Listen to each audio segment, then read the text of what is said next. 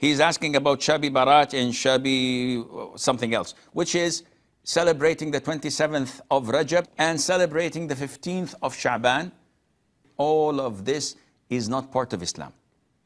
Neither the Prophet had ever done anything in it, alayhi salam, nor his companions, nor the tabi'een, nor the tabi'it tabi'een. If you do what these three generations did, companions, tabi'een, and tabi'it tabi'een, and not add anything to that, wallahi, you will go to paradise with them. But if you innovate, if you invent things that were not done by them, then on the day of judgment, the angels would prevent you from approaching the pool of the Prophet ﷺ, and you will not be allowed to drink from it.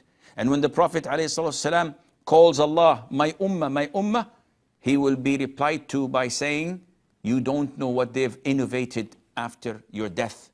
And the Prophet would say, destruction may be upon those who innovated after me.